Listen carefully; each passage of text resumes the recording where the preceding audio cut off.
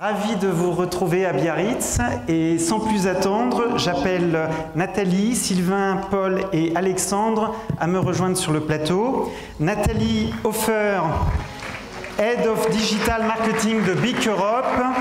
Sylvain Cobel, directeur digital du groupe BABA. Paul Chopin de Janvry, Head of Digital Marketing de Groupon. Et Alexandre Malch, fondateur de Melty et directeur marketing digital monde des marques Quicksilver et Roxy. Bonjour messieurs, dames. 2 chiffres pour démarrer. 79% de la progression de l'audience de YouTube en 2017 proviendrait des influenceurs, selon une étude Tubular citée la semaine dernière lors d'une présentation RTL Ad Connect. Deuxième chiffre, 41% des Français reconnaissent avoir déjà été influencés d'une façon ou d'une autre par un influenceur. C'était une étude Odoxa qui est sortie la semaine dernière et c'est un chiffre qui monte à 71% chez les 18-24 ans. Les influenceurs se multiplient, tout comme les agences qui proposent leurs services aux marques. À quoi servent-ils, s'ils servent à quelque chose? Quelles sont les bonnes méthodes pour les activer, pour atteindre qui, dans quels objectifs et avec quel retour sur investissement? On va essayer de répondre à toutes ces questions avec vous, avec nos 4 experts annonceurs, Nathalie, Sylvain, Paul et Alexandre, qui représentent une palette assez variée de ce qui se fait aujourd'hui en termes d'influence marketing. Et je vous propose de faire un premier tour de table sur vos premières expériences. Qu'est-ce qui vous a amené à l'influence marketing? Comment avez-vous abordé ce nouveau canal de communication? Est-ce que ça a marché du premier coup ou est-ce qu'il y a eu des échecs? On commence avec vous, Nathalie. Parfait, commençons. Alors, effectivement, l'influence marketing, c'est un sujet très important pour les marques, en particulier pour BIC. Il se trouve que c'est un sujet qu'on pratique depuis un petit bout de temps et donc j'aimerais partager avec vous tout d'abord 2 exemples de campagnes digitales dans lesquelles on a fait intervenir des influenceurs et sur lesquels on a eu des résultats surprenants, voire inattendus. Alors, mes 2 exemples, et donc c'est là que j'ai potentiellement 2 petits slides. On a des slides pour BIC. Voilà. Alors, mes 2 exemples, vous allez les connaître parce que le premier est extrêmement connu. Donc, il s'agit de la campagne Tipex qu'on a fait en 2010, donc ça remonte quand même à un petit bout de temps. C'est la campagne du chasseur et de l'ours, donc première campagne interactive sur YouTube. C'est un énorme succès, un succès qui est honnêtement un peu inattendu à l'époque. Et on a 40 millions de vues qui sont vues sur YouTube en un peu moins de 2 mois. Alors, c'est là où je pense que... Voilà, donc la fameuse campagne Chasseur et de l'ours. Donc, je ne sais pas si vous connaissez, on en a beaucoup parlé à l'époque. 40 millions de vues, c'est assez énorme. C'est une campagne qui était européenne, donc lancée dans 4 pays uniquement.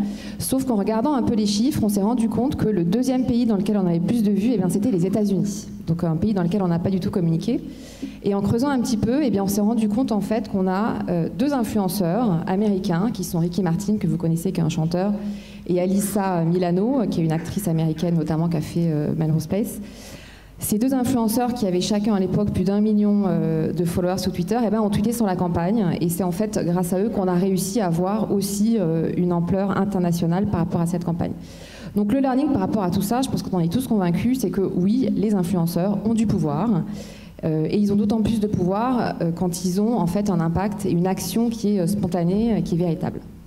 Mon 2e exemple, c'est toujours Tipex. Et c'est la saison 3. Donc la saison 3, on s'est dit, appuyons-nous sur un influenceur connu. Et on a eu la chance de pouvoir travailler avec Pharrell Williams, qui s'est associé à cette campagne, qui a écrit un livre pour nous, qui avait été recouvert de Tipex. Et donc on a là encore le chasseur et l'ours qui sont intervenus. Et en termes de résultats, nous avons eu 5 millions de vues sur YouTube. Alors vous allez me dire, 5 millions par rapport à 40, c'est pas beaucoup. Oui, c'est vrai, c'est pas beaucoup. C'était dans la fourchette basse de nos KPI.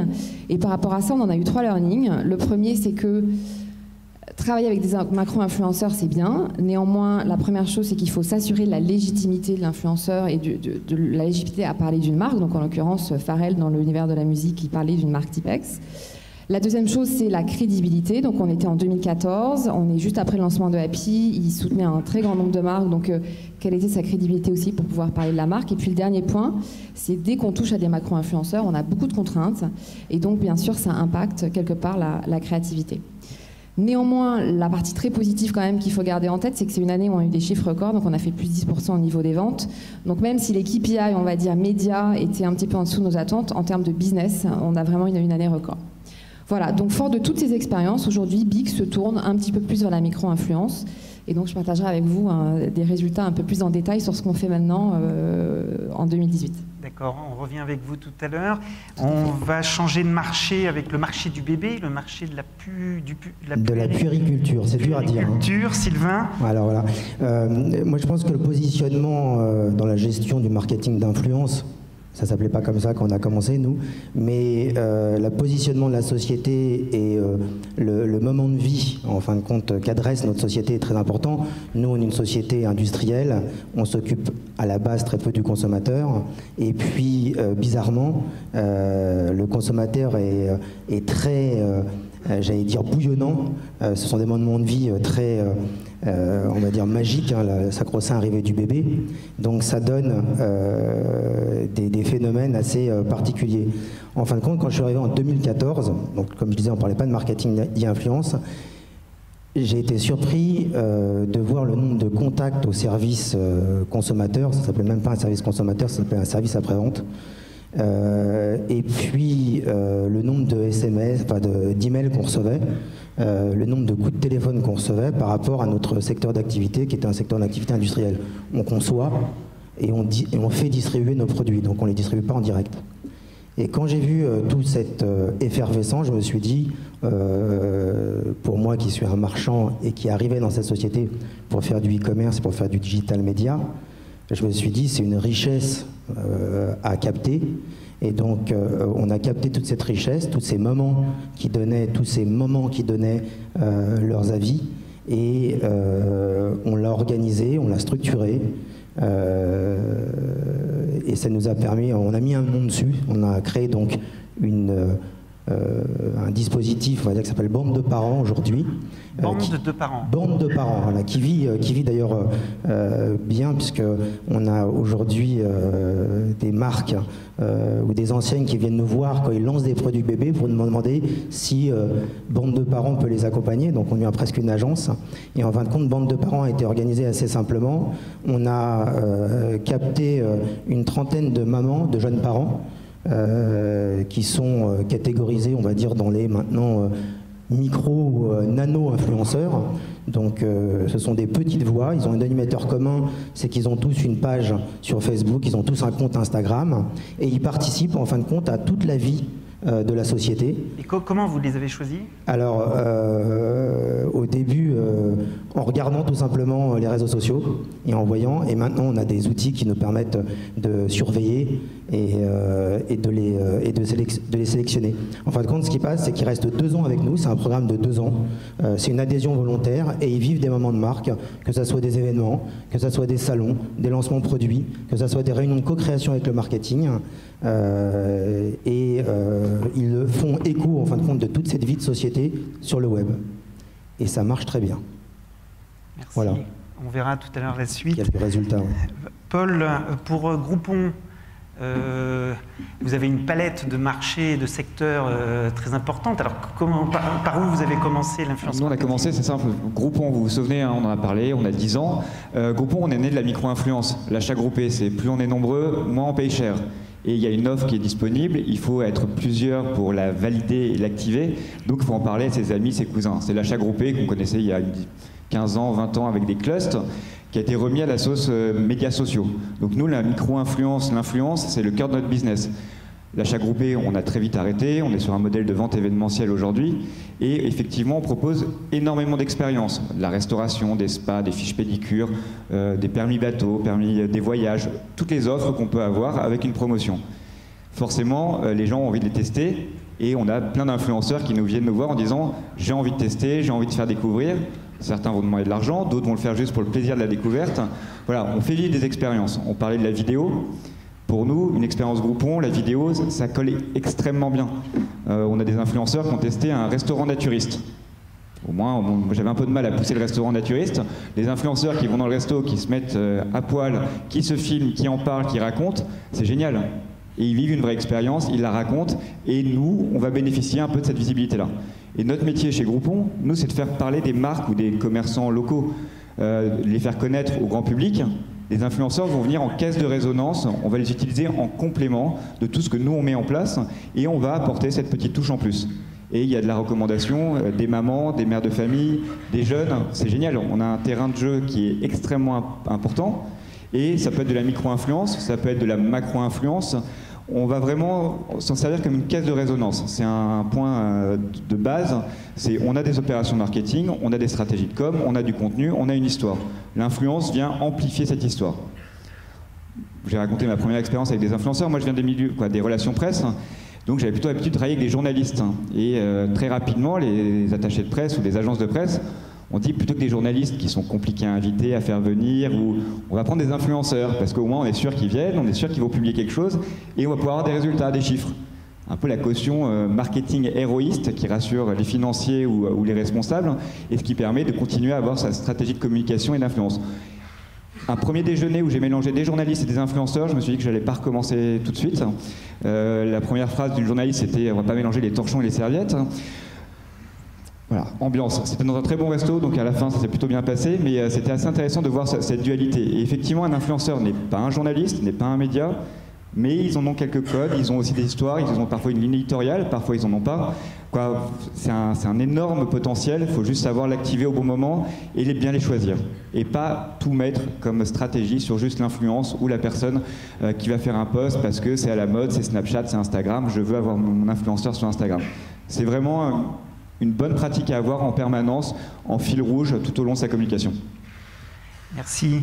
Alexandre, votre histoire personnelle avec l'influence marketing, elle est déjà longue, je crois. Vous nous parlez plutôt de Melty ou de Quicksilver ? Les deux, on n'a qu'à faire. À Melty, du coup, nous, on a été les premiers, ou un des premiers en France, à créer effectivement une pépinière de talent, la Melty Talent House. Et ce qui est intéressant, c'est que très vite, on s'est dit, il ne faut pas parler d'influenceurs, mais effectivement de talent. Et très vite, on s'est rendu compte que si on voulait proposer aux marques des influenceurs qui seraient les plus pertinents possibles, il fallait que derrière justement cette notion d'influence, il y ait quelque chose. Que ce soit des athlètes, que ce soit des artistes, que ce soit des sportifs, et ainsi de suite.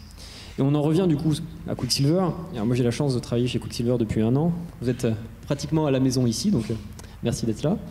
Et ce qui est très très drôle, c'est qu'en fait cette société a été construite basiquement sur le marketing d'influence grâce à No Rider depuis des années.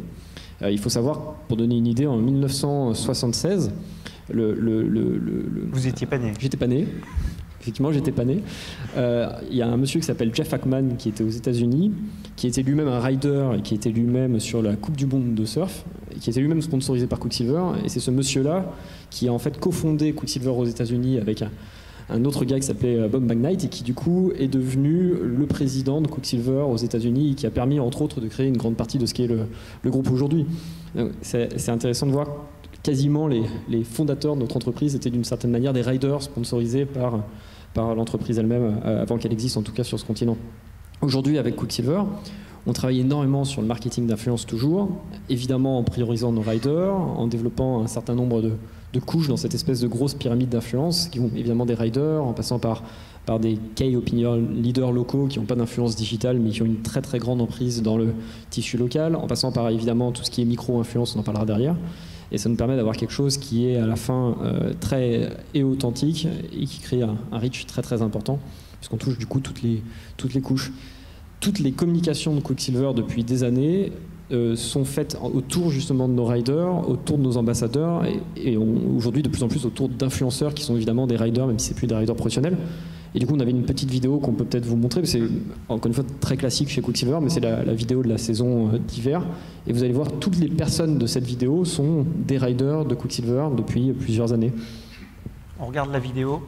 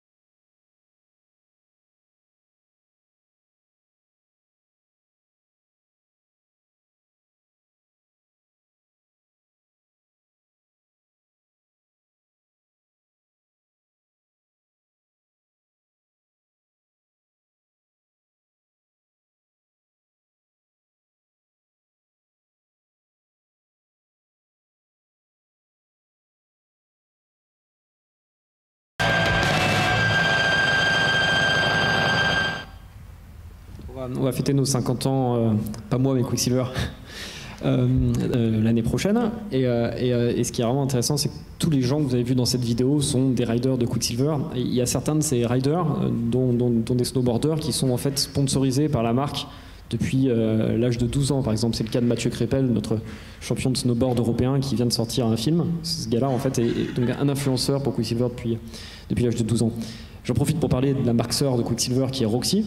Donc Roxy, c'est on va dire la marque de surf et de snow pour les filles. Et là, on va encore plus loin, puisqu'en plus, évidemment, de sponsoriser des riders et d'avoir des influenceurs, on travaille énormément pour mettre en avant, du coup, les femmes pionnières dans l'action sport qui se dépassent et qui réalisent des choses incroyables.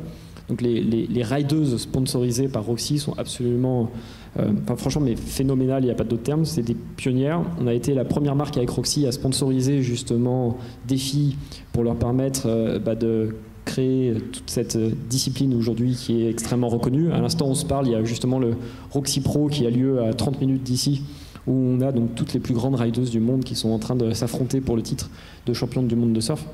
Et chez Roxy, on a lancé une campagne qui a très très très bien marché, qui a fait, je crois, 3,8 millions de vues sur YouTube, qui sort en fait de ce que vous venez voir, c'est-à-dire des critères du surf, qui s'appelle Make Wave Move Mountain, que je vous invite éventuellement à regarder, et qui est un véritable mouvement pour justement appeler évidemment les différentes rideuses, mais de manière plus générale toutes les femmes à travers le monde, à s'accomplir à travers justement l'amour qu'on partage de la passion de la montagne et de la vague. Voilà.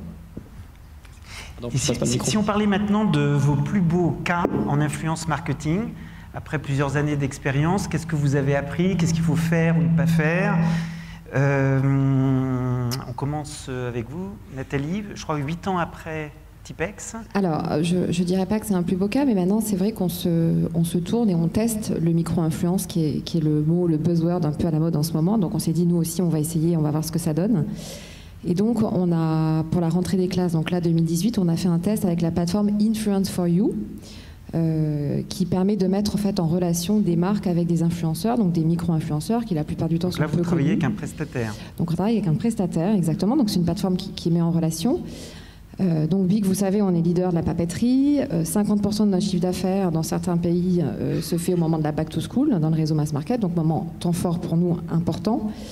Et on a lancé cette année un nouveau stylo qui s'appelle Big Gelocity Illusion. Et donc on s'est dit, pour accompagner le lancement de ce produit, on va utiliser cette plateforme, Influence for You, pour aller chercher des micro-influenceurs sur nos cibles clés, puisque c'est produit à destination des enfants du primaire qui apprennent à écrire et puis également des ados qui sont au collège.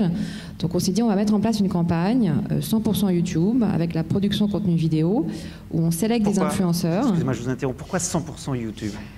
Alors, sur la plateforme, on peut sélectionner tous les types de contenus qu'on veut. Il se trouve que nous, on voulait absolument qu'il y ait une démonstration de ce que fait ce produit. Ce produit écrit, efface et réécrit. Et donc, pour faire comprendre le bénéfice, on voulait qu'il soit démontré en direct. Et donc, pour ça, effectivement, le format vidéo marche beaucoup mieux pour le côté éducation et didactique.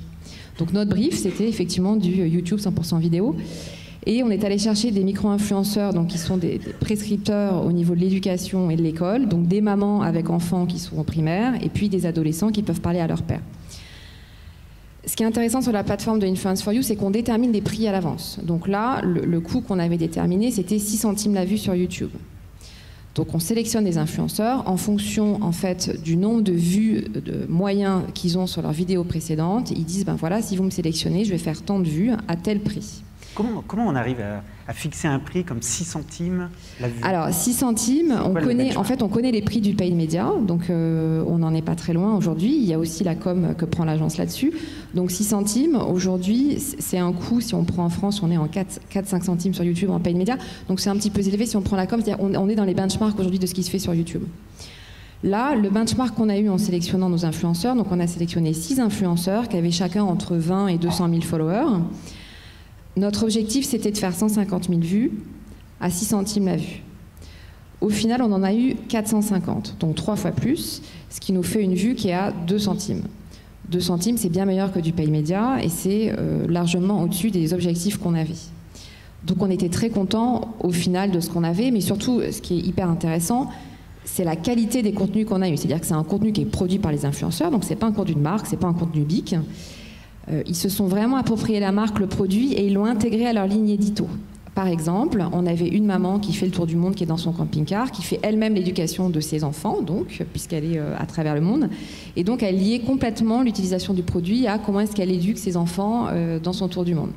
On avait une adolescente de 13 ans qui partageait son shopping back to school et qui expliquait les meilleurs produits préférés qu'elle achetait, pourquoi est-ce qu'elle les adorait. Donc en fait, on est vraiment dans cette relation d'authenticité, de proximité, et c'est ça qui fait la force des micro-influenceurs, c'est qu'ils s'approprient complètement le contenu derrière. Donc oui, aujourd'hui, nous, en termes d'expérience sur ce type de plateforme, on est extrêmement satisfaits, puisqu'on arrive à parler de la marque de manière très authentique, très affine, avec beaucoup d'engagement et surtout à un coût qui est totalement maîtrisé. Paul, est-ce que vous aussi, vous avez une approche héroïste et quel est votre meilleur cas chez Groupon ? Approche héroïste dans toutes les boîtes américaines et dans le marketing, c'est forcément un sujet, c'est ce que je vous disais au début. Avoir une caisse de résonance, avoir de la garantie d'un certain nombre de vues, un certain engagement, ça permet de rassurer, de financer d'autres campagnes de com où les résultats sont un peu moins sûrs ou un peu moins clairs ou un peu moins prévisibles. On rentre dans un peu du prévisible de résultats, de vues, de vidéos. Nous, on a un cas assez amusant, c'est qu'il y a une Tiffany Haddish, qui est une comédienne américaine, qui a raconté sur un late show qu'elle avait emmené Will Smith et sa femme faire un tour de la Nouvelle-Orléans avec un bon Groupon. Donc forcément, on est content. Une star qui parle de Groupon, nous on n'avait rien demandé, les équipes ont checké. Il s'avère que c'est une énorme cliente de Groupon, qu'elle achète depuis 2014 chez nous, qu'elle utilise régulièrement, qu'elle emmène ses copains faire des bons Groupons, qu'elle en parle, etc. Donc on est passé de cette personne qui raconte ça dans un média et on l'a pris comme nouvelle égérie et maintenant c'est notre ambassadeur et c'est elle qui fait toutes les pubs Groupon. Elle a fait la pub du Super Bowl, elle a raconté pourquoi elle aimait Groupon, pourquoi elle trouvait que le business local était intéressant et il y a une vraie affinité, ça a bien matché et la pub du Super Bowl a bien marché, ça a eu un énorme impact et aujourd'hui c'est vraiment celle qui raconte nos histoires et qui en parle. Mais la réalité c'est qu'elle fait partie des 1% des top consommateurs américains de Groupon. Voilà, c'est pas quelqu'un qu'on allait chercher, c'est pas quelqu'un sur qui on a collé notre logo en disant maintenant tu vas parler de Groupon, ça t'intéresse. Elle aime bien Groupon, elle s'en sert, elle en parle. Aujourd'hui, on est passé dans un mode contrat un peu plus compliqué avec voilà, donc c'est une égérie qu'on paye, mais à l'origine, c'était une histoire qu'elle a racontée sur un média en racontant juste son truc avec Will Smith. Voilà, c'est assez marrant de voir que ça peut vraiment se développer et que ça devient une ambassadrice de la marque sur de la micro-influence qui devient de la macro-influence. Est-ce que vous avez un exemple plus français ? Un exemple français, nous c'est vraiment cette partie youtubeur, les vidéos, on en parle. Ils nous contactent, ils nous disent j'ai vu cette offre, j'aimerais bien la tester, est-ce que je peux y aller ? On va leur faciliter la vie, on va organiser avec le partenaire, on va leur en parler. Et c'est ce qui fonctionne le mieux. Une vidéo, c'est Morgane Niquet avec qui on travaille régulièrement. C'est 400 000 vues à chaque fois. 400 000 vues d'un test il allait manger un couscous à Marrakech, il a testé ce fameux restaurant naturiste, il va faire une balade en quad dans Paris, voilà, il teste des opérations. Et on n'a pas de lien à part le fait de faciliter l'organisation de l'événement et du test du deal et de lui offrir le deal. On n'a pas de lien autre et financier. Merci. Et en revanche, je rejoins Nathalie sur les plateformes.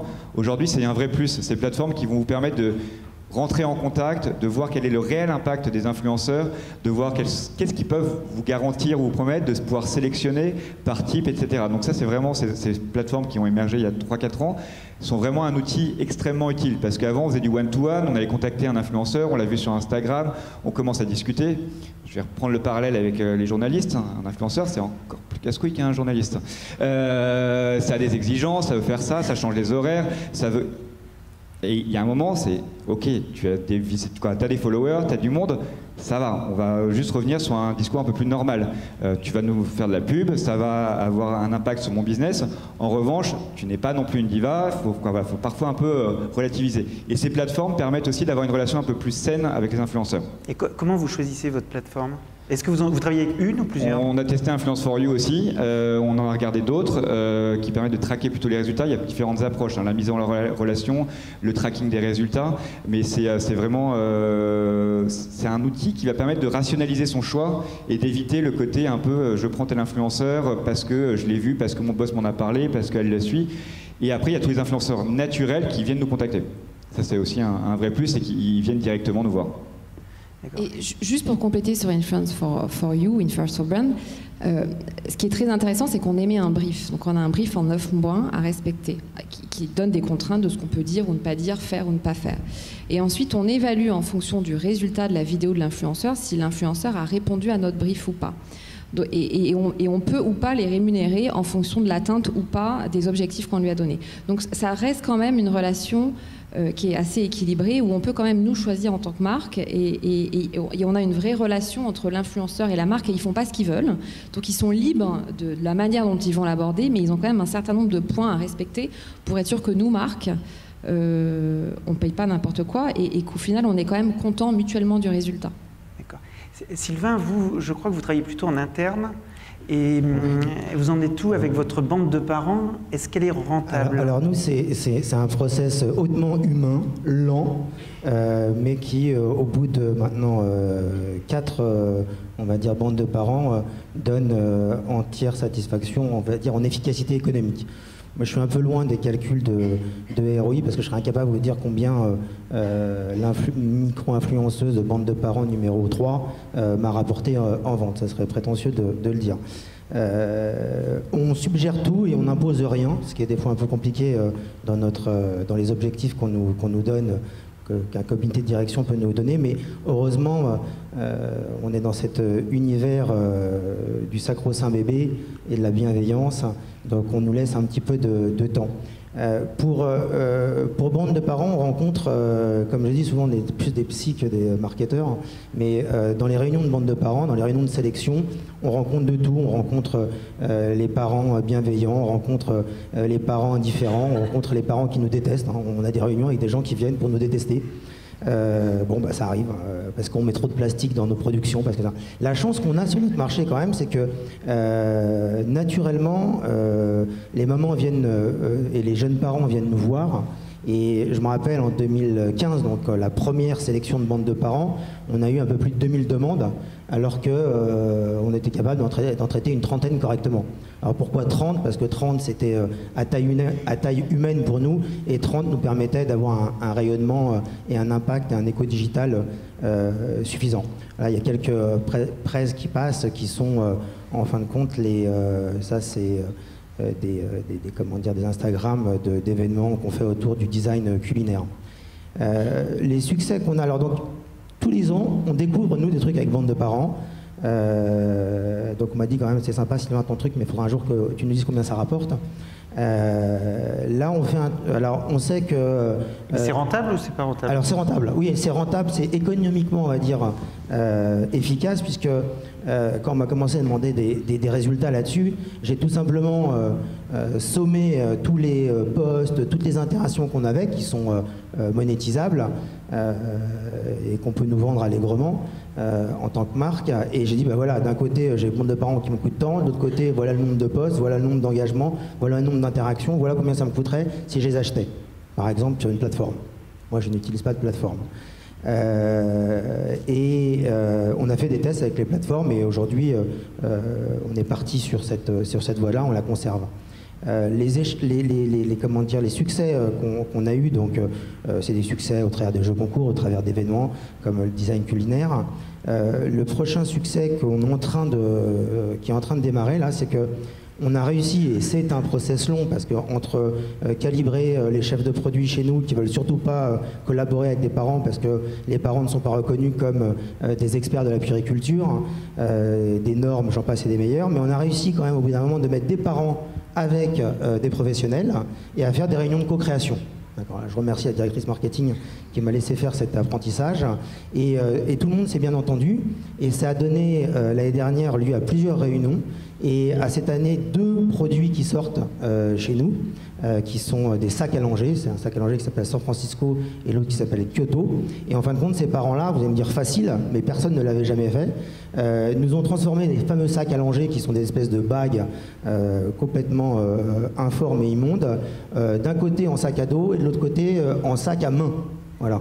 Donc effectivement tout le monde y pensait, tout le monde avait les trucs dans le tiroir, mais personne ne les avait engagés dans les chaînes de production, et c'est grâce en fin de compte à ce mix parents et chefs de produit qu'on a réussi à le sortir. Alors maintenant, ce que j'attends, c'est que, étant donné que les parents ont été à l'initiative de ce produit-là, c'est qu'il soit une formidable caisse de résonance pour la promotion de ces produits et pour la vente.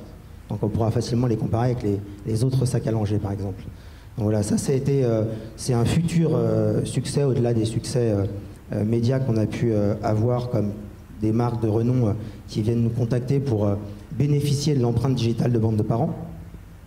C'est marrant, mon président me disait, mais Sylvain, c'est quoi ce rendez-vous? Il me dit, on n'est pas une agence. Je lui dis, non, on n'est pas une agence, mais j'ai pas fait exprès. Aujourd'hui, le dispositif est performant en termes médiatiques et certaines marques qui ont besoin d'introduire des produits sur le marché du bébé viennent nous voir. Que ce soit des lancements de films ou même la grande distribution sur des produits spécifiques bébés. Dans ce cadre, la micro-influence et de ces tests, moi j'ai eu un gros échec, ça a coûté un peu cher. C'est que je me suis dit, tiens, fort du succès en 2015-2016 de bande de parents qui commençait à démarrer, je me suis dit, tiens, on va lancer un programme VIP, pourquoi pas. Et ce programme VIP, c'était d'essayer de toucher les macro-méga influenceurs et de leur envoyer les produits qui allaient bien quand une starlette ou une star était enceinte. On va lui envoyer une poussette, on va lui envoyer un baby cook, on va lui envoyer un cocoon à baby. Bon, ça a fait un 100% flop. J'ai même eu des agents qui m'ont dit, non mais monsieur, ça marche pas comme ça. Alors j'aurais dit, ça marche comment? Donc là, ils m'ont dit comment ça marchait. Mais ça marche comment alors? Ça marche avec beaucoup d'argent. Aujourd'hui, je me suis surtout rendu compte que ces stars, dont une que j'ai pu approcher directement pour l'interviewer, reçoivent beaucoup de produits. Et dans le cas des maternités et de la grossesse chez nous, c'est simple, elle avait toute la collection de nos concurrents, elle avait toute notre collection également, donc elle se retrouvait à peu près avec 30 ou 40 poussettes. Et d'espérer qu'elle en utilise une, c'était vraiment de jouer au loto. Voilà. Donc ça, le programme VIP de la micro ou macro-influence, on a arrêté, nous. Voilà. Merci Sylvain. Alexandre, on a bien compris que l'influence marketing, c'était dans l'ADN de Quicksilver, mais il doit y avoir des cas qui fonctionnent encore mieux que d'autres. En fait, je pense qu'il faut voir Quick et Roxy déjà comme des marques avant tout, mais surtout comme une culture et un grand pouvoir entraîne de grandes responsabilités. Aujourd'hui, on est leader de l'action sport. On a travaillé du coup avec notamment notre directeur qui s'occupe du sport marketing chez nous, qui s'appelle Mickey Picon, pour créer en fait des infrastructures qui nous permettent du coup d'embrasser toute la pyramide de l'influence, que ce soit justement pour proposer des produits à des micro-influenceurs qui ont effectivement un reach très intéressant, à partir du moment où ils sont authentiques, ou que ce soit pour travailler à créer, grâce à nos riders professionnels, des superstars qui ensuite représentent évidemment la marque, que ce soit encore une fois sur les compétitions de surf, que ce soit dans le lifestyle, dans la vie quotidienne. Et du coup, et c'est très intéressant d'écouter ce qu'il a dit, mais on a mis en place effectivement des structures, et ça va d'outils comme Sprinkler, qui sont un outil qui nous permet de monitorer justement ce qui se passe sur les réseaux sociaux et d'écouter, et qui nous permet entre autres de gérer justement ces fameux micro-influenceurs. Nous, on a un truc qu'on appelle le Flow Team, et en fait c'est tous les jeunes, on va dire, qui ont allé entre à la louche 4000 et 20 000 followers sur Instagram et qu'on considère comme cool et qu'on a envie d'aider justement dans leur passion du surf, et qui sont intéressants et qui sont très très authentiques pour la marque. Et puis ensuite on travaille couche par couche pour aller jusqu'effectivement à notre couche ultime qui sont nos riders professionnels qui eux bénéficient d'une structure dans le monde où ils ont des maisons qui leur sont dédiées, ils ont des team managers qui leur sont dédiés, ils ont évidemment des gammes de produits qui leur sont dédiées, ils ont des planches qui leur sont dédiées, des partenariats qui leur sont dédiés, du coaching sur les plateformes sociales, du coaching pour arriver à les élever encore plus haut que ce qu'ils sont, entre guillemets, et passer de juste très très très bons riders à, en plus d'être des très très bons riders, des personnages globaux qui sont capables de faire rêver les gens dans le monde entier. Aujourd'hui, on a par exemple un rider qui peut-être vous dit rien aujourd'hui, qui s'appelle Mickey Wright, qui est un de nos riders professionnels les plus cool aujourd'hui, qui est australien. Et ce garçon, c'est un véritable personnage, c'est une des stars chez nous sur l'ensemble de nos clips. Et ce qui est très intéressant, c'est de voir comment ce qu'on arrive avec la structure de Quicksilver, évidemment l'aider à réaliser sa passion et bien sûr son parcours professionnel, mais aussi à s'élever en tant que personnage et à devenir, on l'espère en tout cas, une superstar mondiale. Donc évidemment un influenceur pour la marque. Il y a une semaine de ça, on était à Osgore du coup pour ce fameux Quicksilver Pro qui est cette étape de la Coupe du Monde de France, et donc on a organisé un meet and greet entre guillemets à l'américaine, c'est-à-dire où vous pouviez rencontrer les différents personnages de Quicksilver, et c'était impressionnant de voir le nombre de jeunes qu'il y avait devant le magasin et qui étaient venus de l'ensemble du Pays Basque pour pouvoir justement avoir leurs photos, leurs dédicaces et rencontrer nos différents riders qui étaient là, que ce soit les riders français évidemment ou nos riders internationaux qui sont présents sur le territoire pour cet événement. Et donc tout ça montre que je crois qu'à la fin de la fin, pour qu'une marque arrive à travailler sur l'influence, et ça résume un petit peu tous les témoignages, ce qui va compter c'est avant tout quelle est l'authenticité du lien entre cet influenceur, ce rider, cet athlète et la marque. Et je pense que ce qui va compter, c'est qu'est-ce que la marque est capable de faire pour cet influenceur, pour l'aider d'une manière ou d'une autre à s'élever et à nourrir ce fameux lien. En dehors, évidemment, des aspects monétaires et des contrats qui sont bien sûr nécessaires pour arriver à structurer tout ça. Et je pense qu'à partir du moment où on arrive à construire quelque chose comme ça, on arrive à créer des relations avec ces influenceurs, qui sont des relations qui sont basées sur des valeurs qu'on partage, qui sont des relations qui sont profondément honnêtes et qui du coup vont finir tôt ou tard par dépasser le simple cadre légal et qui du coup ont évidemment beaucoup plus d'impact qu'une simple relation monnayée sur une plateforme d'influence. Typiquement, on n'utilise nous pas du tout de plateforme type Linkfluence, etc. Les seuls outils qu'on utilise nous aident à mesurer les riders qu'on a ou les influenceurs qu'on a, mais qui sont entre guillemets choisis par la main dans les différentes régions, la plupart des temps par les directeurs marketing régionaux eux-mêmes ou les responsables de nos équipes, basés sur leur authenticité par rapport aux liens qu'ils ont à la marque. Après, c'est que c'est encore une fois facile, une fois plus, Quicksilver et Roxy peuvent être plus perçus comme des cultures que des marques, mais je pense que ça crée énormément de valeur d'arriver à construire cette relation authentique. On voit dans notre univers des marques qui sont plus récentes, qui effectivement vont travailler sur des relations plus, on va pas dire monnayées, mais même si nous aussi évidemment on paye nos riders, etc. C'est un rider professionnel, il faut bien qu'il y ait. Mais en tout cas des relations plus artificielles, on va dire, et on voit très vite qu'il y a une très grande différence, mais même pour notre KPI numérique de base, de reach et d'engagement ou de retour par rapport à la marque, s'il n'y a pas quelque chose d'authentique derrière. Je ne vais pas montrer toutes les histoires, mais je vous inviterai à regarder si vous avez envie, je vous invite à regarder aujourd'hui, à l'instant où on se parle, notre compte Instagram de Quicksilver. Si vous allez dans notre Instagram Stories, vous verrez tout de suite, par exemple, le contenu qu'on a créé ce matin sur l'entraînement de nos plus jeunes riders qui étaient donc ce matin dans une piscine à Osgore en train du coup de s'entraîner et donc tout ça on le raconte pour transformer ces jeunes en personnages et j'espère que quand vous verrez justement ces stories, vous direz qu'il y a un vrai lien authentique entre Quicksilver et ces jeunes influenceurs qui sont au passage des garçons formidables. Alors justement sur les KPI que vous utilisez, j'imagine que tous, si je vous demande si l'influence marketing est indispensable, vous allez me répondre oui. Mais indispensable par rapport à quel objectif ? Quel est l'objectif et quelle est la mesure que vous utilisez le plus ? Alors, en fait, c'est toujours le même truc. Quand on a expliqué la structure qu'on a construite, on a fait vraiment les deux trucs à l'opposé. D'un côté, on a mis en place des outils très puissants qui nous permettent de savoir tous les KPI du monde globalement, et les taux de clics, et l'engagement, et le nombre de vues, etc. Et de l'autre côté, encore une fois, on met en place des structures qui sont, entre guillemets, fournir un entraînement à nos riders qui, pour le coup, n'est pas mesurable en soi directement. Je dis ça parce que moi, je viens de la data avec Melty. Et alors, on va dire des KPI, on n'a qu'à dire engagement, on n'a qu'à dire reach, on n'a qu'à dire CPM, on n'a qu'à dire taux de clic, on n'a qu'à dire taux de conversion, swipe up, vous avez une tétrachier de KPI. Mais ce qui va être vraiment intéressant, je pense, c'est d'arriver ensuite, soit grâce à d'autres outils, soit avec du simple bon sens, à benchmarker ces différents KPI en se disant en fait, derrière ces chiffres, qu'est-ce qui est vrai et qu'est-ce qui n'est pas. Quand on parle de reach aujourd'hui, c'est ni plus ni moins généralement qu'une somme de reach de chacun de votre poste qui ne veut plus rien dire, puisque le reach c'est censé être le nombre de personnes qu'on touche. Donc quand je vous dis ma campagne elle a fait 35 milliards de reach, évidemment j'ai pas touché 35 milliards de personnes. C'est juste que chacun des posts a dû toucher 1 million de personnes et puis qu'il y a 1 million de posts fois 1 million de machins, ça fait un reach complètement débile. Quand on parle aujourd'hui d'engagement, allez voir des outils type Hype Auditor par exemple, et vous allez vous rendre compte que surtout sur les gros influenceurs, une grande partie de l'engagement ou une grande partie des vues qui ont été faites par vos campagnes, en fait, sont faites par des robots en Chine ou des comptes qui sont désactivés ou potentiellement des gens qui sont même sans parler de malversation, simplement juste pas dans votre cible.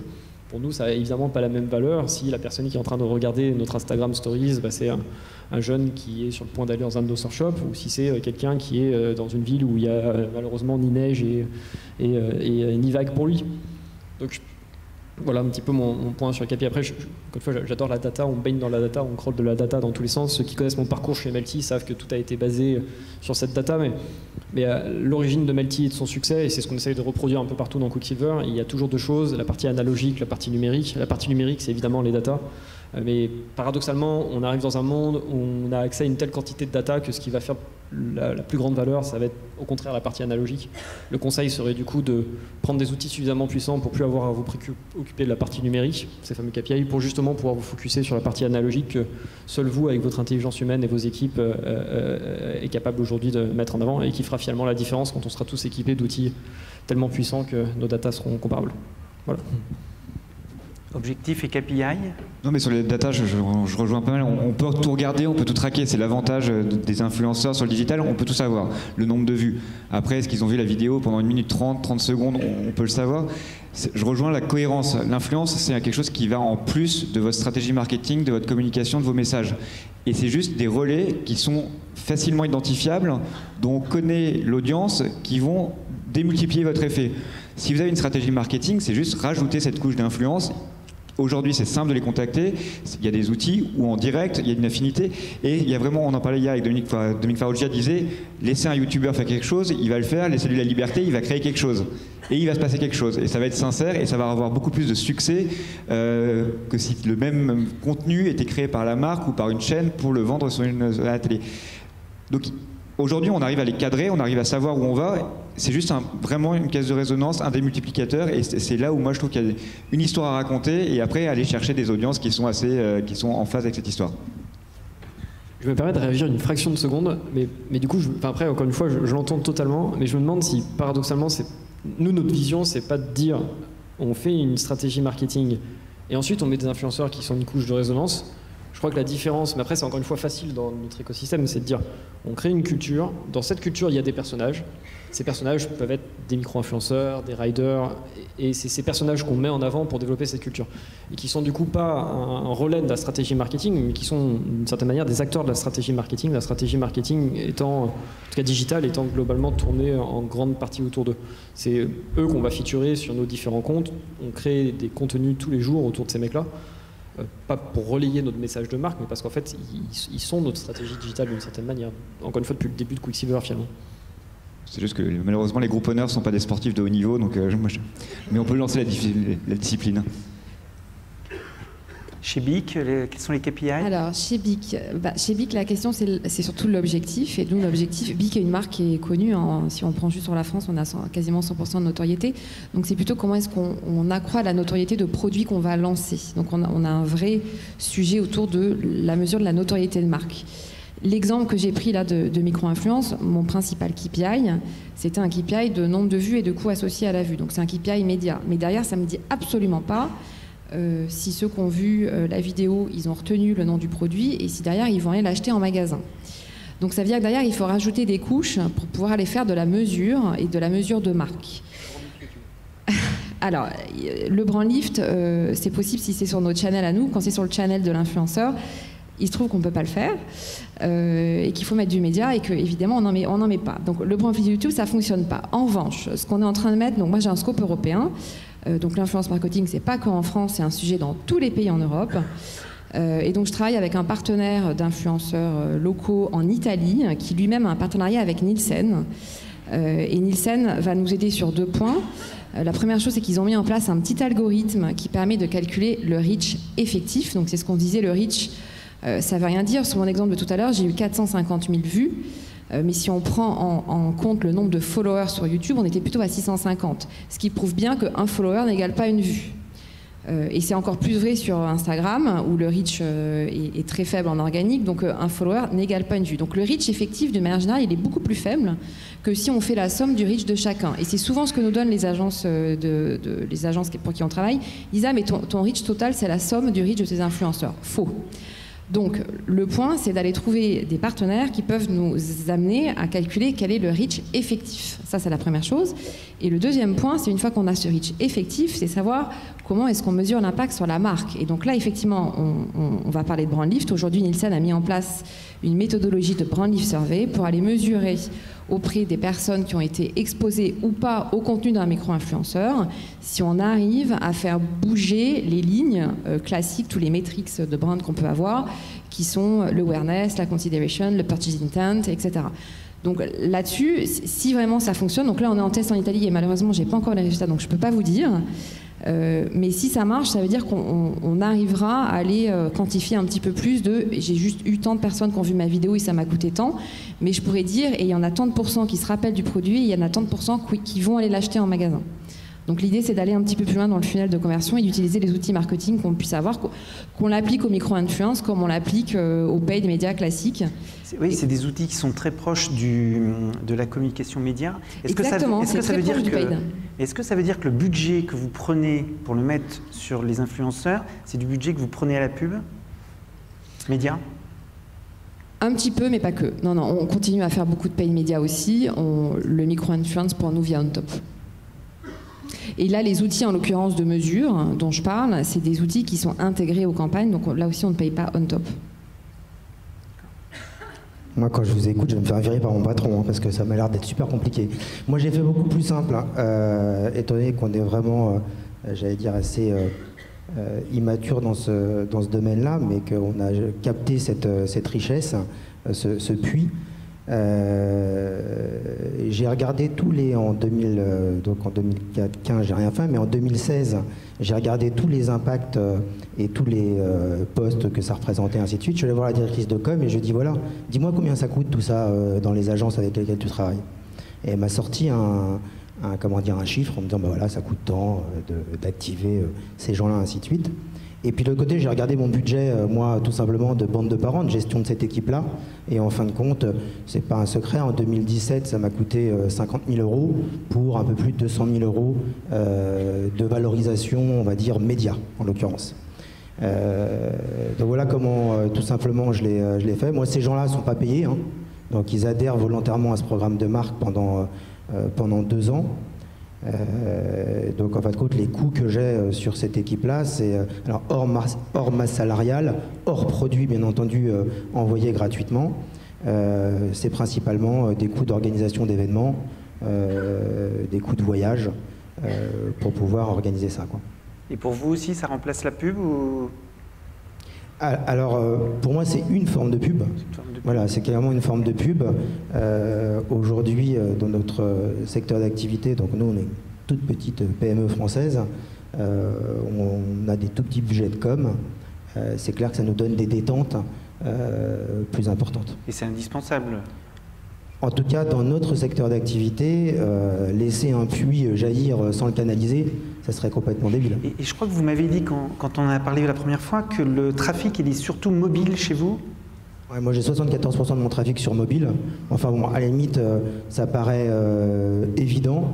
Il suffit de se promener dans les maternités. Alors oui, je me promène dans les maternités par mon métier, mais quand vous voyez une maman, bien entendu, elle est dans son lit ou elle est dans son fauteuil, il y a son bébé à côté, et puis sur la table de chevet, il y a le mobile ou le smartphone. Et ça, c'est des chiffres qui sont, comment dire, assez classiques quand on regarde les autres marchés, quoi. Est-ce que vous observez tous une tendance forte sur le mobile? Est-ce que c'est un moyen, justement, comme la publicité sur mobile est quand même assez complexe à mettre en œuvre, est-ce que l'influence marketing, c'est un bon moyen d'entrer sur le mobile? Je capte pas pourquoi la publicité sur le mobile est complexe. Et j'ai pas envie de répondre. On observe une énorme influence sur le desktop. Tout le monde a laissé tomber son smartphone récemment parce qu'il n'y a plus de 4G. Donc non, évidemment, on a une très très grande audience mobile. Et pour le coup, la publicité sur le mobile complexe. Complexe, je veux dire, par l'adblocking et par. Non.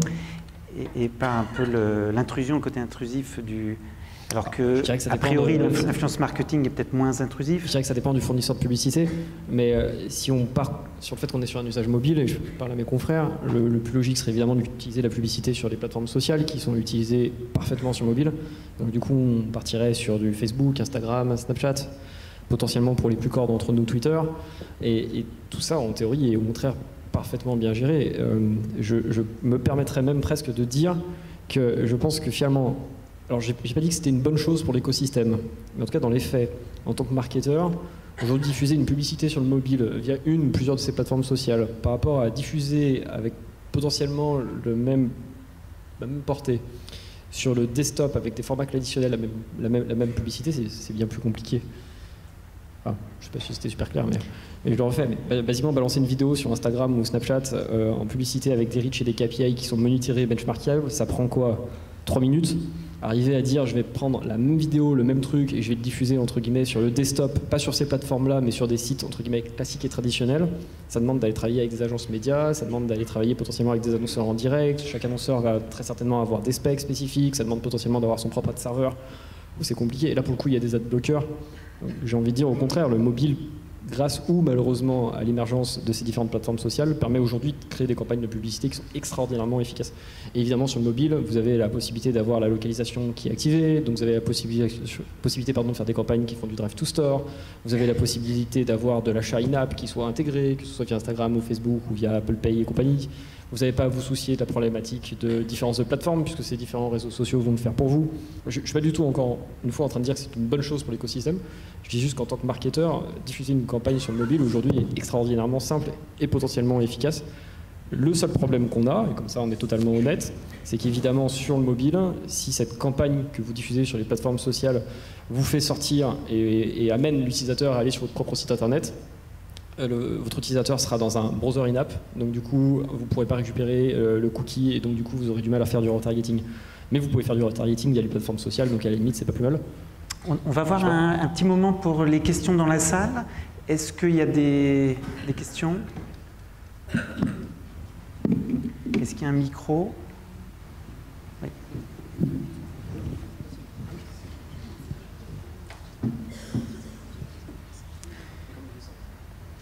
Si vous avez... Il y a une question? Bonjour.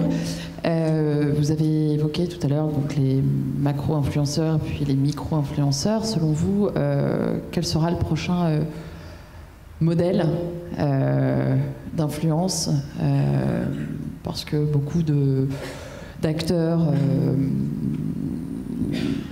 et d'annonceurs commencent à se dire que le modèle est terminé et que what next quoi.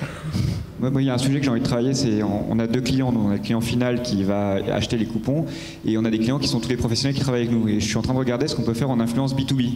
Voir si je peux trouver des chefs, des restaurateurs qui ont des réseaux et qui pourraient un peu parler de Groupon, non pas comme un endroit où on peut acheter des bons plans, mais comme un outil de communication. Donc je suis en train de creuser l'influence B2B et il n'y a pas beaucoup de solutions, ou pas beaucoup de projets. Voilà. Donc moi, c'est un sujet qui m'intéresse. Après, macro, micro, le next step, je ne sais pas. En tout cas, chez moi, je vais regarder le B2B. Alors pareil, j'ai pas un miroir magique, je sais pas ce qui va se passer. En tout cas, ce qui est sûr, c'est que il faut pas qu'on arrive à la saturation des micro-influenceurs comme on a pu l'avoir avec les macro-influenceurs. Donc ça, effectivement, c'est un vrai sujet.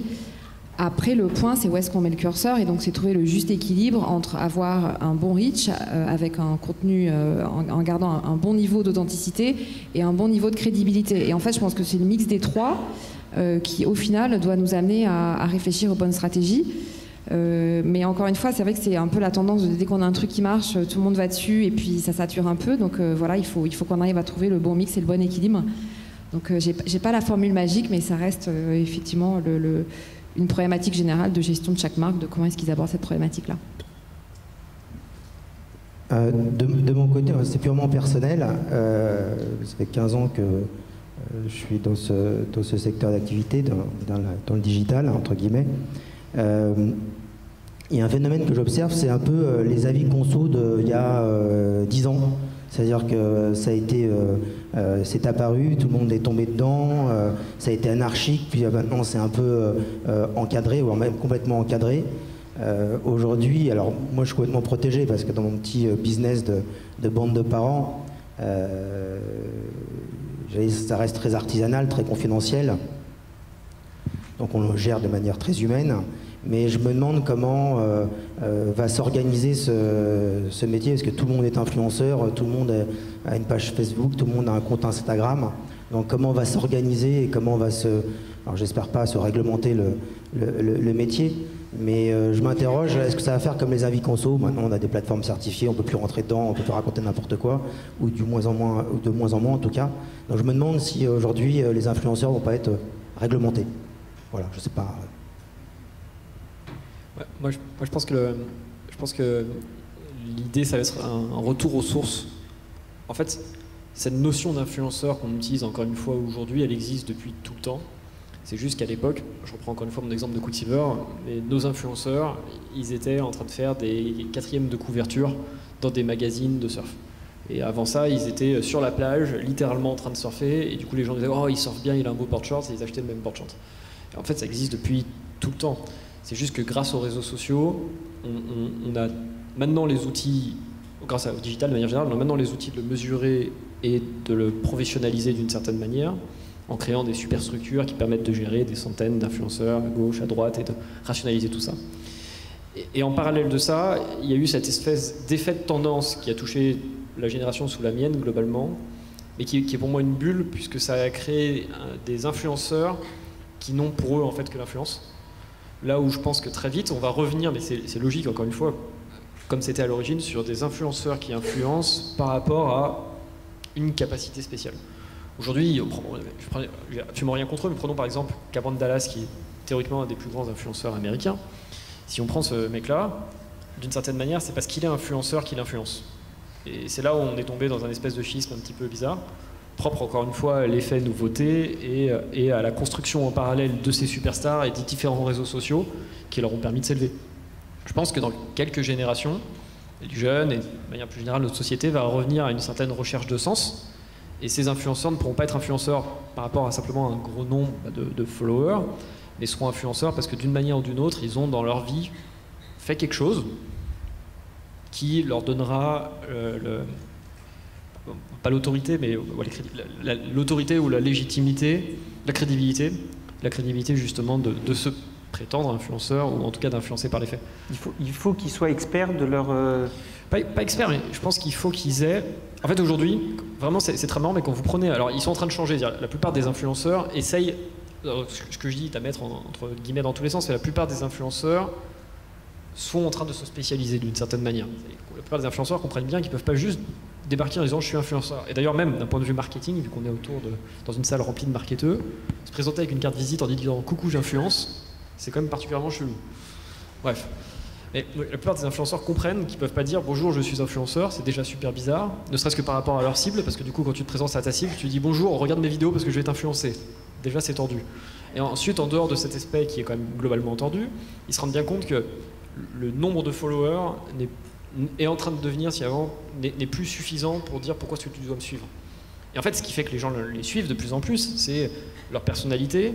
Certains, c'est un paradoxe. C'est-à-dire que certains, ils ont atteint justement un nombre de followers tellement grand qu'ils ont réussi à se créer en fait une vie de star, et du coup, leur vie est tellement différente que du coup, ils en deviennent intéressants, et que du coup, effectivement, ils influencent. Mais encore une fois, tout ça se construit sur un paradoxe. Et ce paradoxe a été possible que parce qu'on a eu l'élévation de ces différents channels sociaux et que ces personnes-là ont réussi en fait à faire une espèce de marketing digital extraordinairement performant à un moment où il y avait une place à prendre et ont réussi du coup, grâce à leur marketing digital, à devenir ce qu'ils sont. De manière très très générale, prenons un exemple un peu plus vieux d'influenceur, mais un bon vieux Justin Bieber de l'époque. Ce mec-là, c'est pas par le chant d'une certaine manière qu'il s'est élevé au rang de superstar mondial, c'est par son marketing digital sur YouTube. Les influenceurs type Cameron Dallas et autres, ou nos amis français qu'on voit aujourd'hui, type les Sullivan, etc.